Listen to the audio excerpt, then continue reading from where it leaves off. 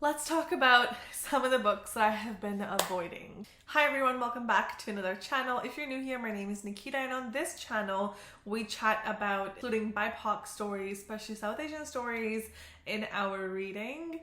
And today I'm talking about some of the books that I have been avoiding for a long time. Like, these are books that have been on my TBR list for months, if not years. And there's a ton of them, but I ended up picking six books because six books that have been really popular, and I keep hearing how they're so good and that I should be reading them, but I'm having a hard time for one reason or another picking them up. So this is me practicing accountability and sharing with you what it is that I have been avoiding. So hopefully I can get some encouragement from you guys to read them. All right, first book that I'm honestly embarrassed to say is still on my TBR is All the Light We Cannot See. This is by Anthony Doerr. This is now a Netflix show or a Netflix movie, and this is a historical literary fiction that has been on my list for a long time, and it also has been popular for a long time. This is set in World War II and in Paris, and this is apparently a relationship between a young Parisian girl who, once she loses her sight, her father builds her like a miniature replica of the city of Paris so she can, still navigate it. And her relationship, not a romantic relationship, but her relationship with a German boy. And it seems like this has to do with working in intelligence in World War II and how these two, the girl and the guy, they kind of come together to work in intelligence together. This is a very sad book. That's what I feel about it, is that it's a sad book. I don't do great with sad books, and I love historical fiction, but I don't know why I don't love war historical fiction. I enjoy history. It's important for us to know about our history, and there's absolute truth in that. But historical fiction set around World War I, World War II, I just don't love them. So I actually tried picking this up. I picked this up in December of 2023, and I could not get past the first 20 pages. And I know it's a bestseller. It's an award-winning book. It's supposed to be great, but I cannot bring myself to read this. This is also a big book. It's like, we're looking at over 500 pages. So I don't know. I don't feel particularly called to it. And part of me is embarrassed to admit that, because this is the kind of book that you're supposed to like. But I try not to hold myself to all these standards. I let myself read what I enjoy, and that's okay. But I'm torn. I want to read this, but I also don't want to read it at the same time. Another popular book that at least has been popular in booktube, and I bought it, and I was so excited when I bought it a few months ago, but I have not read, is Assistant to the Villain. And this is by Hannah Nicole Mehrer. This is the TikTok book. So apparently the author published or would share the story on TikTok, and it got so famous that she self-published, or no, she didn't even self-publish. Like, she got a publishing contract. That's incredible. And people really like this book. People say it's really good, and the premise sounds really interesting. It's about our main character, Evie, and she's looking for employment. So she lives in this like fantastical world where there's like magic and villains and witches and stuff, and she needs employment, and then she ends up being assistant to the villain, like the villain in fairy tales. And even like the cover is incredible. The red pages are amazing. I started it in December. I believe I was 20-30 pages through, but I wasn't really feeling it, so I put it down. I found myself just like skimming the pages and not really taking in what was going on. So it wasn't the right time, but it's been sitting on my TBR cart for so long, and I haven't felt called to read it. It's a genre that I like. I like fantasy. This feels like a fun rom-com. I enjoy that. This book also now has a sequel, so I believe something to the Villain. And if anybody has read this, because I haven't heard too many people talk about it, but at the same time, the people that I have heard talk about it really love it. So let me know if you think I should prioritize picking this up in the next month or so. I am starting to feel like a pull towards it. I'm open to giving it another shot, but honestly, if I can't read it for the next couple months, I should probably just donate it because it's just collecting dust here. The next book that I have here may shock some people because, again, this is a really popular book that you are supposed to like, and that is Station 11 by Emily St. John Mandel. This is a Canadian author. I love reading other Canadian authors, and this is quite popular. I believe this is being turned into a show or a movie or something. And it's interesting because I was reading the Goodreads reviews for this, and somebody said this is one of those books that after you're done reading it, you're gonna be upset with yourself for not reading it sooner.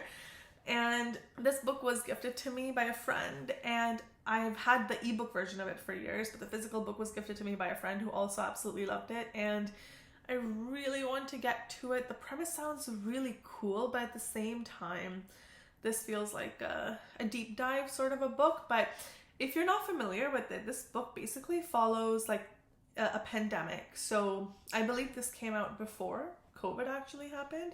It's set in Toronto. Basically, a pandemic happens where there's a flu going around and people are basically just dropping dead.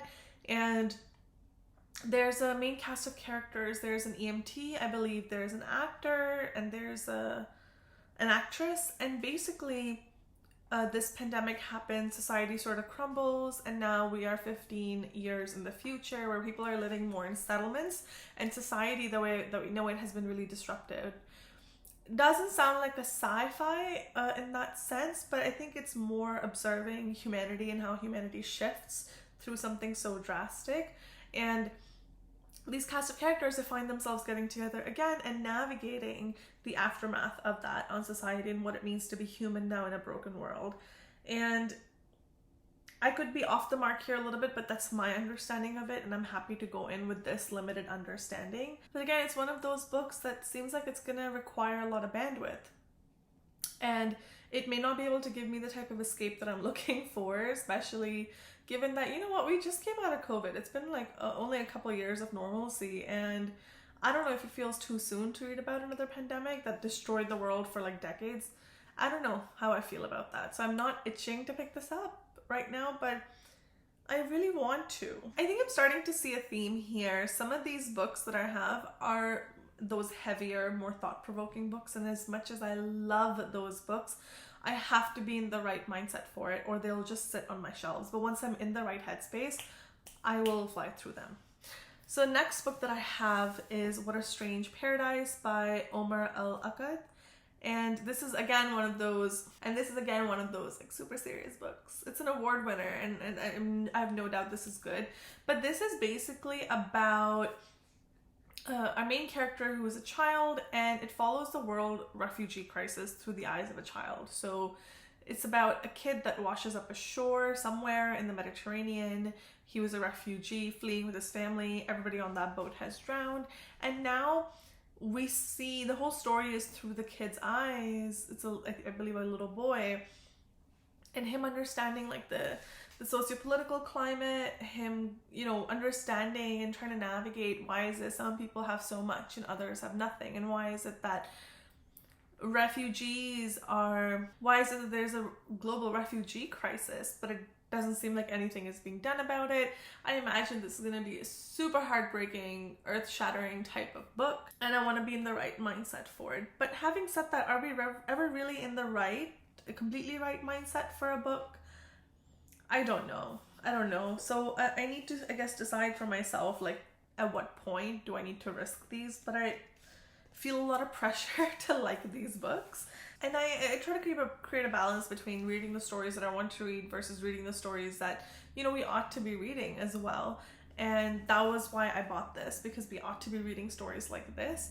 It is relatively small book, so if any of you have read it, let me know what you thought about it. Was it really as gut-wrenching, soul-wrenching, heartbreaking as I'm afraid it's going to be? Because I need to know that before going in. The next book that I have been avoiding is The Last White Man by Mohsin Hamid.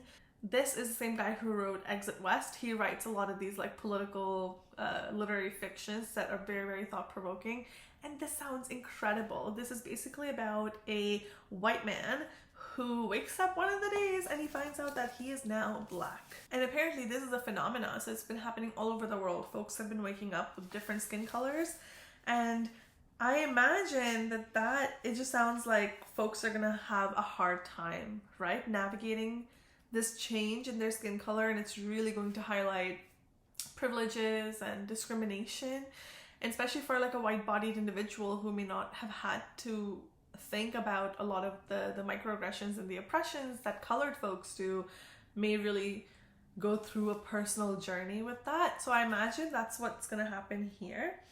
This book is quite short now that I look at it. Yeah, wow, it's like 200 pages.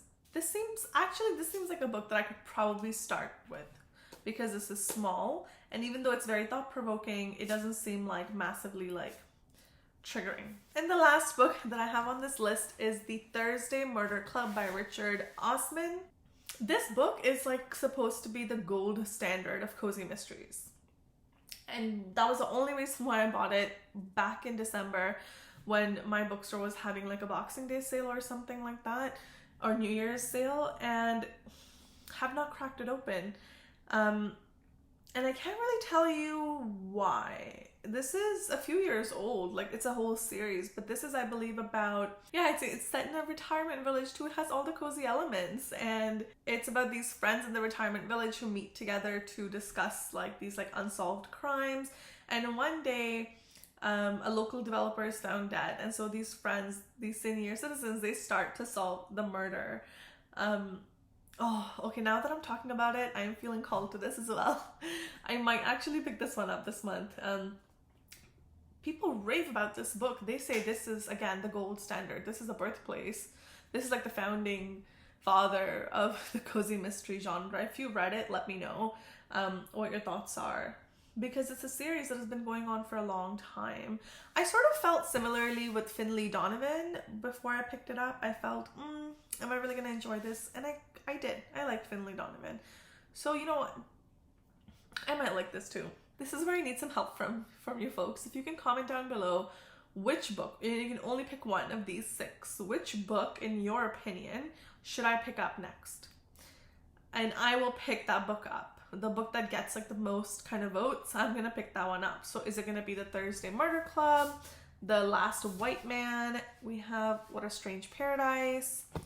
We have Station 11, Assistant to the Villain, and All the Light That We Cannot See.